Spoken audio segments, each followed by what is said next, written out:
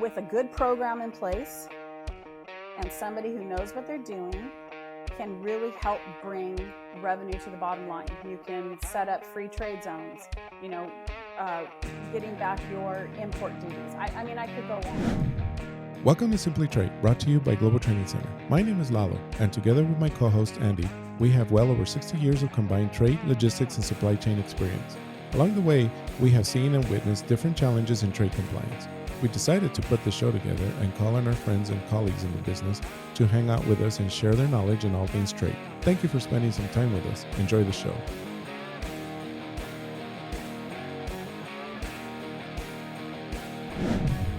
Been about a couple of weeks since we came back from ICPA, and what a good experience that was. That was fantastic. I tell you what, that was the good thing about that was that the ICPA fall conference, for those that are listening, is where we attended. We were down in Grapevine, Texas, which is Dallas, the Dallas-Fort Worth airport area, and the attendance level was back to pre-pandemic times. It was they had right at 300 people in attendance, which was the norm. And of course, because of the pandemic, people are used to doing a lot of virtual. They had almost 100 folks virtually on that fall conference, but man, was that good. That was just it was good seeing everybody. And Stop, you're making me jealous. I couldn't go. I missed it. The pictures, the interviews, everything was great. I was so jealous. So that brings us to our guest is Darie, who everybody knows. Achstein, everybody knows, and she's always at the conferences, and she couldn't go this year, but that's who you heard there in the background. Well, the one, yeah. It's like, we got to go. Listen, Darie, we missed you. You would have loved it. It was one of those things where, again, going in, there were about half the conference, I think, were a good 40 to 50% were first-time attendees. That's However, awesome. There was a lot of good old friends, and lots of good hugs and catching up and all of that, and hey, the food was pretty good too. So it was pretty darn good. I can wear pants that I haven't worn pre-pandemic, so maybe that was the only reason it was a good thing I wasn't there.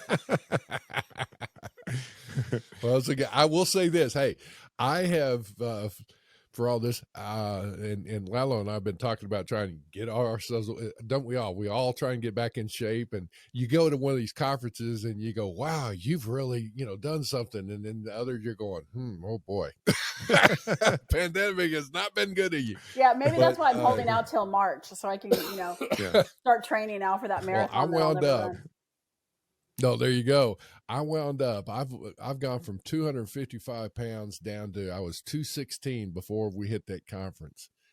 And wow. Man, when I got home, I think I gained 10 pounds or something with all the food we were eating. So it was great times. But good. Hey, good. Lalo, the thing we were talking about, I think you were talking about walking in and where everybody knows you, it's friendly or whatever. What was the... Well, that's the reason I brought up the ICPA conference, was because it's funny how one of the common themes that I kept on hearing, especially from first-timers, was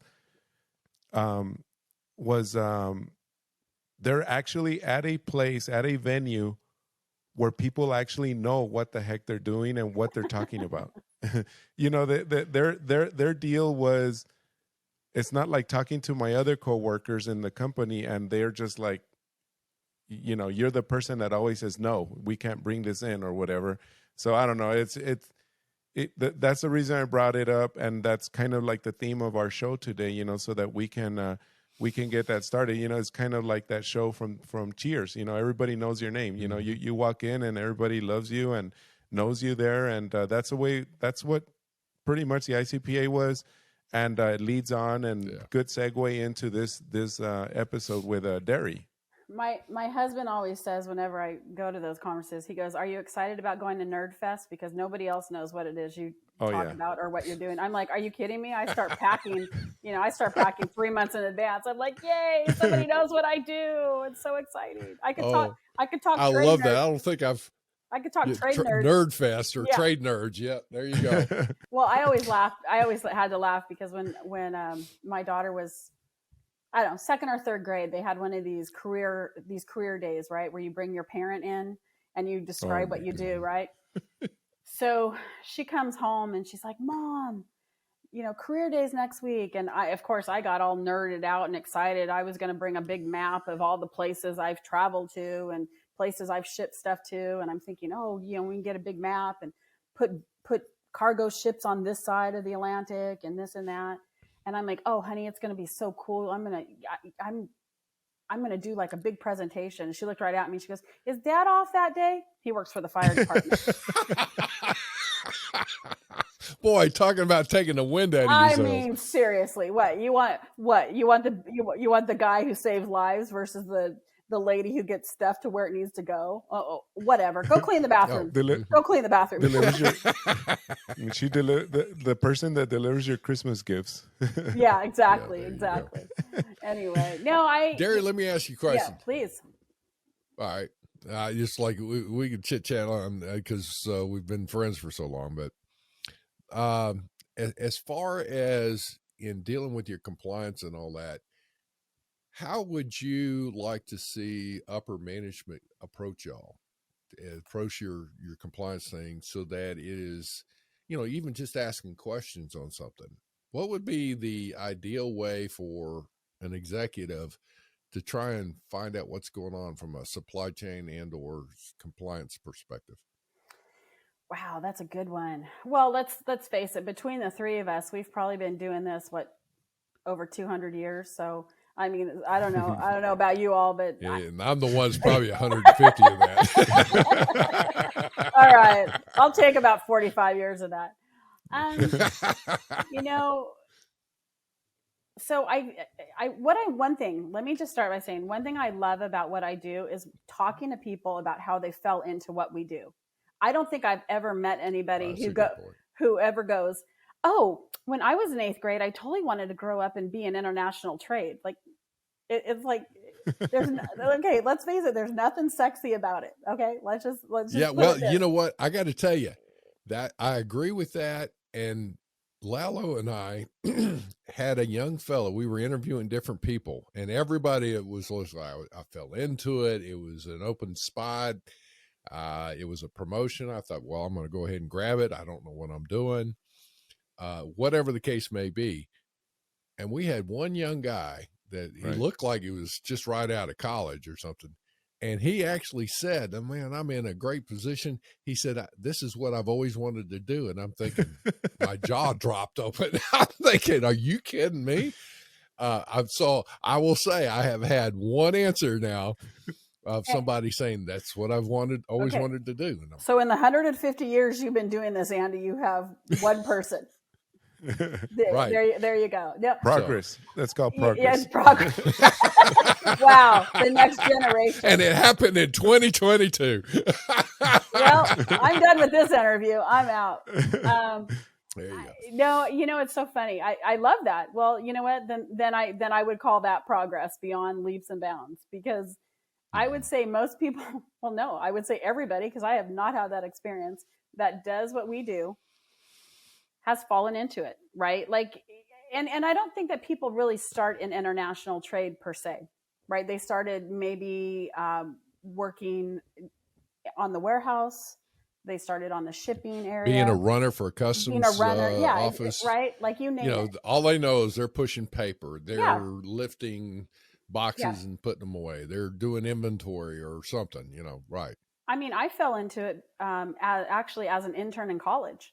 A friend of mine, her dad worked in aerospace, and where I grew up in Southern California, there was really two places you went. You either worked in the aerospace industry, right, and in the El Segundo area, there were a lot of Boeings and Raytheons there in Long Beach, or you went down to the ports, right? You worked in Long Beach, or you worked in San Pedro port. And it was funny because this place that I was interning at, she did not like it. She did not like, working with the shipping documentation and so forth. And for some reason or another, I just kind of gravitated to it. I thought it was kind of a puzzle. And it was funny too, because I was, just this like young kid, totally green behind the ears. And these old guys would invite me to go to lunch with them. And that's where I started learning about, certain pieces of technology. I learned about ITAR. I mean, I could go on. The only reason they ever invited me to lunch was because I was the only one sober enough to drive them back. Okay. So, hey, we all start our career path somewhere. Right. And I'm not sure they have those 2.5 hour martini lunches anymore, but I'm telling you, on those Friday afternoons, those are some of the best conversations I heard. Probably stuff I probably shouldn't have heard, but I heard. Oh, well, but you know what? I mean, you're hitting on something that in particular, some of the more senior or tenured, I'll put it that way, more tenured employees that have been around a while, man, just sitting and listening to it and getting them to tell stories about the situations they've been in. Because the one thing that I have always told folks, you enjoy a win or a success, but you learn from a failure. And in that, almost all of us have gotten thrown something our way, and we've probably screwed it up. We've probably wound up like, or it's a big mess. Somebody messed up, and you're trying to figure out, how am I going to clean this thing up, and go through. But you learn from that. Well, so to add to that point, I think, again, going back to people have kind of fallen into this by accident. There was a woman I ran into. So I used to do some teaching with global trade, right? With Lalo and his team. And I loved that. It was so much fun. And I'll never forget this woman. I would always, whenever I would start those classes, I would always go around the class and ask people, give me your title. How long have you been doing what you're doing? And how did you fall into it? And one of my favorite stories was this woman. She was a stay-at-home mom for many years.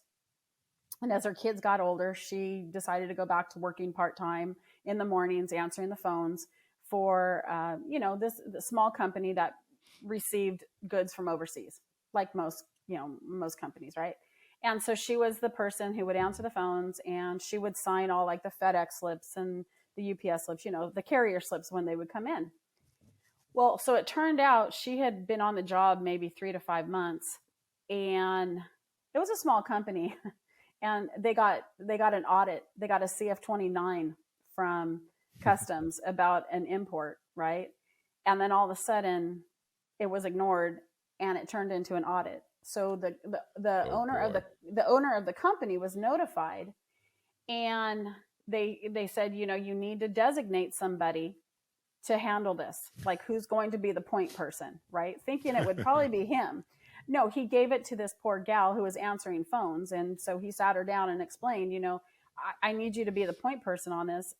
And she goes, what are you talking about? I'm here like 4 hours a day answering the phones. I'm here from 8 to noon, right? And he goes, well, aren't you the person who signs the FedEx slips? Aren't you the person who signs all the goods coming in? And she's like, yeah, but that's just part of my job. I'm just accepting packages. He goes, well, when you sign that, you're accepting the responsibility to receive our goods that are coming in. And honestly, oh my stars. Yeah. So that's how she got involved. And this poor woman, I mean, it was a great story. That was probably the first 20 minutes of class, and we were laughing so hard. Some guy goes, you can't be serious. She goes, why would I lie about that? Like, that's not even like, again, that's not like a sexy story that I'm trying to tell you here. But so it turned out that the owner of the company took it very seriously, because, there was things breathing down his neck. And he started sending her to all kinds of classes for education. The company grew. She grew into that spot and learned. I mean, it was a hardcore crash course of international trade. Right. And so by the time I met her, it was probably a couple of years into what she was doing. She was actually looking to change jobs, because now that she had this experience under her belt, and I think that this is one of the major takeaways, if you take nothing away from this conversation, is that if a company is willing to put some education into you, if you can gain some knowledge, especially from an international perspective, I don't care if it's international shipping, international marketing, anything that says international or global, you're golden. Because that's the world that we live in, right? I mean, especially even though what we decide that we've been between two of us 290 years here. I don't know about you guys, but e-commerce was not a part of my repertoire when I started in this business, right? And now we have e-commerce, and with our friends in the younger generation, they don't know any better. What do you mean I have to go to a brick and mortar and go buy something? I'm just going to go on Amazon, right? Right. Like I have a daughter who just started college, and we just kind of laugh because she's like, oh, I need a bedspread, or I need decorations for my dorm. And I'm like, okay, well, when I come back out there, I'll take you to Target. She goes, oh no, I already ordered it from Amazon. Like, that's the world that they live in. It just shows up at their doorstep. Well, and I got to tell you, for us in the early days of e-commerce, you would try and do that and go online, but then, there was some fraud going on or some shady things or whatever, or they couldn't handle it.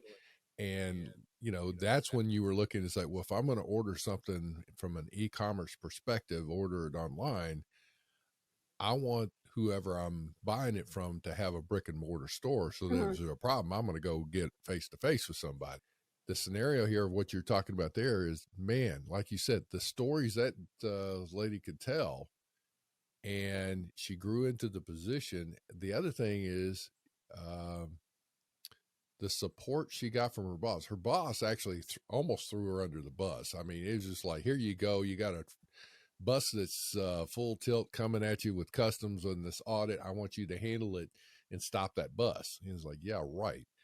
However, it sounds like that owner was also loyal to her in getting her trained and sticking with her as time goes on, which is, I salute the owner on that one. Yeah. I sound like a broken vinyl. Was that, there you go. But I have to say, I mean, you both know, I've spent the majority, 95 to 99% of my career in technology, and 23 mergers and acquisitions. Yes, I said that out loud, and I can name every company. And let me start with saying, I don't think it's because I'm a bad employee. The companies just keep getting bought. Okay. But one of the things I love about having all that experience, and people kind of, give me this look like, oh God, that how can you change that much? Well, the best part about all that change is I got put into doing different positions, especially in supply chain. I worked as a buyer. Right. I've worked as a planner.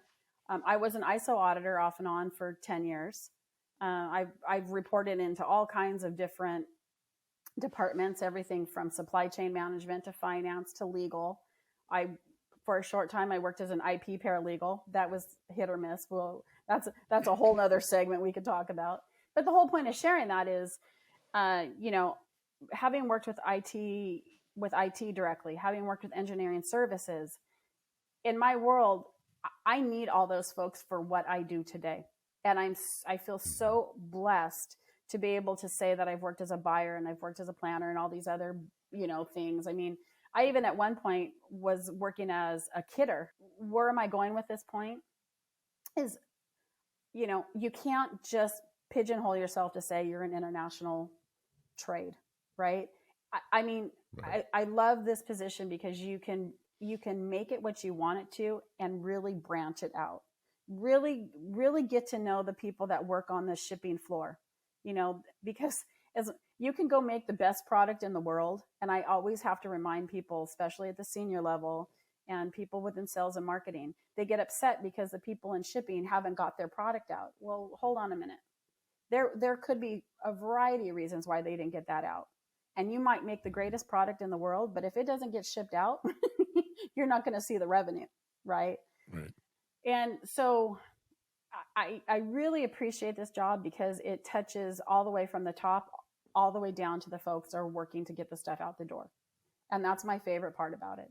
And this position, with a good program in place and somebody who knows what they're doing, can really help bring revenue to the bottom line. You can set up free trade zones, getting back your import duties. I mean, I could go on. See, I was going to touch on that because, Darie, one of the things that I see now I want to talk at the executive level. One of the things at this is that if you have at the C-suite or a senior executive that understands the compliance function, they would also, it's like having a unbelievable resource in one area that could tell you, hey, which of our vendors are high maintenance, which ones are producing good quality items. If their paperwork is substandard as far as the quality of information, I guarantee you they've got other problems in there. That's just one of the symptoms. Which are the ones that respond timely? Where are our problems? What about our IT systems? Is the data flows running through you? From a compliance, you run through so many different things, and you touch on customer service, you touch on purchasing, you touch on, the logistics and the transportation and all those things that an executive ought to be looking at, and especially whoever's the officer of that. But I mean, if I were looking at it from an operations perspective, I want to go talk to those compliance people and say, tell me where the exceptions are. Tell me who's your thorn in your side. And you're going to find out that, whatever a department may be, there's going to be, well, go dig into that a little bit more and find out that maybe there's a group that needs to have a change in there, or a reorg or something. But would you agree with that as far as being a potential resource for an executive from what's going on within the company? I want to be that resource. I mean, that's that's one of my goals always is, depending on where I end up, I do want to be that resource. I want to be, and I think that this isn't just because I'm a people pleaser by nature, but I feel like if you're going to pay me to come in and help advise, because in my humble opinion, this is a position that is an advisory position. I am not a decision maker by any means. I don't make decisions for the business. The business has to make those decisions on which way that they want to run their company, et cetera.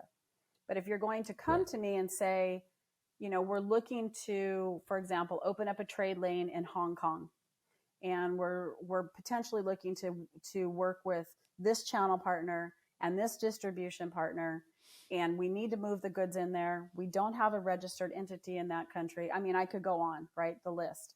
Right. I feel vindicated as somebody that does what I do when I have somebody from the senior management team come and say, we need your help. Can you help us? Can you help us do the research? If I can get that kind of response from senior management and that kind of ask, that tells me a couple things. One, the senior management team trusts what I'm doing and the experience that I have behind me to advise them properly. Again, I'm not a decision maker, but if I can lay out the facts for which they are, good or bad, right? Because you don't hire this position to be a yes person. You don't hire this position to say, yeah, we can go do that. You hire this position to say, look, here's what we can do under the guidelines that you have set up, right? You have this idea of grandeur. I respect it, but here's some of the challenges you may come up against, right? And I'll leave it at that. I mean, we could make all kinds of scenarios and could talk about that for hours. So I have a freshman in college, so I'm going to pretend I'm talking to her. Okay. Because this is probably the advice that I am trying my best to give her. I would say learn to be much more open-minded. Listen to people. And really try and understand the world around you. I think it's really interesting because, and the reason I mentioned my daughter is because talking to the 21-year-old me is so much different than talking to a 21-year-old today. In the instance that today is about And I mean, I was only 21 6 years ago. No. So no, but I think, you know, right now is so everything is instant gratification, right? Like we talk about shipping. You know, like I said, I mentioned my daughter. She's like, oh yeah, well, I need this for my dorm. So I went online and I ordered it. And I have to, you know, I have to say to her, well, do you realize how long it took to get there? Do you realize how many people had to touch that in order to move that? And she's like, I don't care. I got it. Right? Mm-hmm. There's not that thought process behind it. So talking to the 21-year-old self in me and to her, I would say, and my mom and dad have always said this, step back and smell the roses. Like, take it all in before you jump. And I really, really wish I had learned that sooner instead of just jumping in full force. Take a step back. It's okay. And look around you. So I don't know. Did I nice. Take your did I take that question and really No, that's good. But that's a really good way to wrap up the show, though. Thank you. I mean, that I don't know, Andy, did you have something else? No, I think this is excellent. Again, it's that networking, meeting people, and when you meet somebody and you're talking with them, you got to listen to them. What's their story? What's going on? What's got them at this point? Are they going through a challenge that you might be able to listen and, you know, offer some advice? Sometimes you just need to listen and say, hey, you know what? I don't know what to tell you, but I got my hand on your shoulder and I'm right there with you. Well, I like, and then the beginning of this conversation, one of my favorite things that we talked about is how, you know, you go to these conferences, ICPA, you know, whatever, or you know, FTA, whatever whatever the organization may be. We're always blessed to be able to go to those things.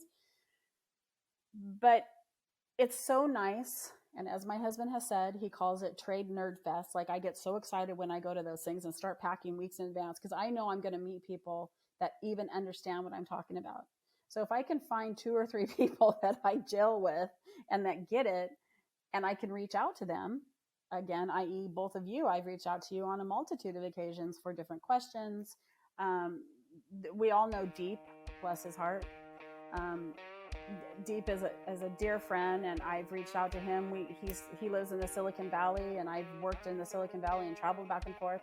And to maintain friendships like that and so forth, and to tap into those resources mean everything. And I think that that's true regardless if it's international trade or not. I think that that's just true in any arena that you work in. Thank you very much for joining us. Simply Trade is brought to you by the generous contributions of Global Training Center. You can follow the show and GTC on LinkedIn or Twitter and other social networks. Make sure you check out the show notes in the description for a full rundown of today's show with all the important links. Also, make sure that you share this with a friend and subscribe on your favorite streaming platform. We really like hearing from you. If you enjoyed the show, make sure to rate and review wherever you listen to this podcast. If you or someone you know would like to be a guest in the show or would like to sponsor Simply Trade or suggest any topic you would like for us to discuss, please contact us via email at simplytrade@globaltrainingcenter.com, or you can DM us on Twitter at simplytradepod. Thank you again for the privilege of your time. Happy trading. Simply Trade is not a law firm or an advisor. The topics and discussions conducted by Simply Trade hosts and guests should not be considered and is not intended to substitute legal advice.